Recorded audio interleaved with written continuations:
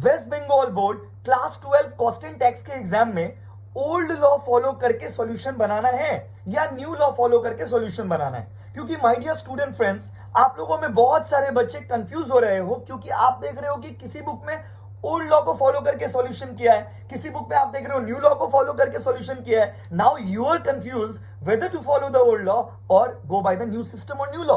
तो my dear student friends, first of all you need to know कि what are the big changes in the taxation. Taxation में आपके exam के लिए वो कौन कौन से दो बड़े चेंजेस है, दो बड़े बड़े न्यू लॉ है जो आपके एग्जाम को हिट करने वाले हैं. तो सबसे पहले मैं आपको चेंजेस बताता हूं. देखिए, सबसे पहले as you all have studied और माइट हैव स्टडीड कि कैपिटल गेन में लॉन्ग टर्म के लिए 36 महीना और ज्यादा, 36 महीना और उससे ज्यादा अगर आप किसी एसेट को रख के ट्रांसफर करते हो तो लॉन्ग टर्म एसेट या फिर लॉन्ग टर्म गेन में चला जाता है.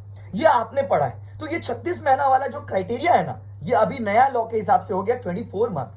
क्लियर है गाइस? दूसरा जो चेंजेस सबसे ज्यादा आपके एग्जाम में हिट करने वाला है वो है फैमिली पेंशन.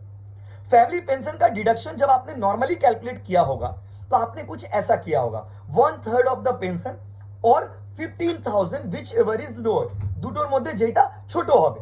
ठीक है, लेकिन ये जो 15,000 वाला अमाउंट है ना, जो लिमिट है, उसको भी इनकम टैक्स में इंक्रीज करके 25,000 कर दिया गया.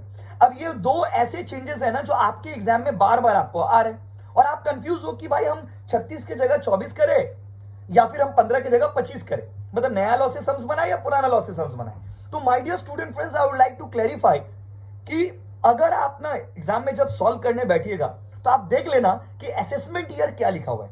अगर क्वेश्चन पेपर में लिखा हुआ है असेसमेंट ईयर 25-26, तो आप नया लॉ से सम्स बनाना, मतलब 36 महीना की जगह 24 महीना लेके बनाना और 15,000 की जगह लिमिट को 25,000 लेके बनाना. अगर क्वेश्चन पेपर में असेसमेंट ईयर 25-26 लिख दिया तो. क्लियर है गाइस? अगर नहीं मेंशन किया, क्योंकि ये डाउट है कि अगर कुछ मेंशन नहीं किया तो हम लोग ओल्ड लॉ फॉलो करेंगे या न्यू लॉ. तो दोस्तों मेरे हिसाब से हम लोग अभी 25-26 में ही है. टैक्स के हिसाब से, टैक्स के हिसाब से हम लोग 25-26 ईयर में.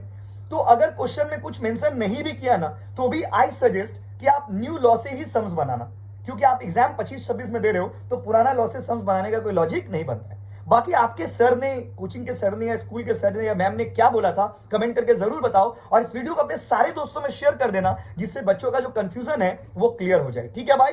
और ऑल द बेस्ट कल के एग्जाम के लिए. कल एग्जाम खत्म नहीं हो रहा, कल एक नया शुरुआत हो रहा सेमेस्टर 4 का. Thank you so much, all the best. अच्छे से एग्जाम दिए, 40 में 40 लाना है, मतलब लाना है, बस तो बस प्लीज.